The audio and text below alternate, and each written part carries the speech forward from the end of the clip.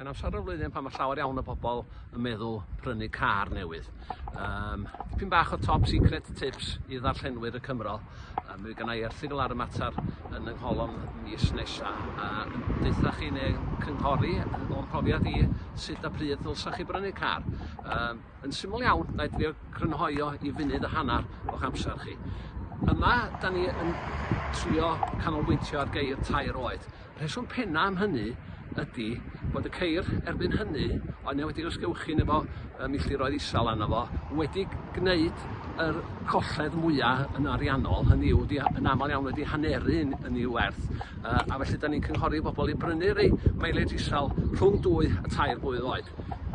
Da ni hefyd bellach yn trio awgrymu bobl osgoi y ceir hynny sy'n gymleth, bob math o gymlethdodau modern iawn arnyn nhw, oherwydd yn y trafferthion da ni'n gael efo ceir sydd o dan warranty y gwneithurwr, efo'r pethau hynny da ni'n cael y trafferth, nid efo'r pethau mecanyddol, ond efo'r pethau trydanol. Felly, da ni hefyd yn cynghori bobl i beidio benthyg pres ar y system PCP.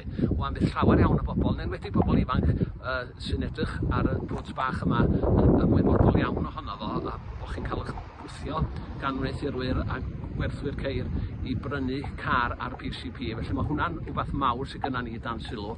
Da ni hefyd bellach mwy a sydyn yn awgrymu wrth bobl i ystyried car trydan, achos maen nhw wedi disgyn gymaint yn ei gwerth. Cymryd chi enghraifft yr cwpla born yma fama oedd yn costio 38,000 yn newydd, a da ni gynnig o am llai na hanner i bris o newydd a 15,000 o filltiroedd ar ei gloco. Felly dyna'r sefyllfa yn fras iawn. Prynu car yn 2 oed, gadw fo nes bod o tua 7 oed, a gwneud yr un peth wedyn.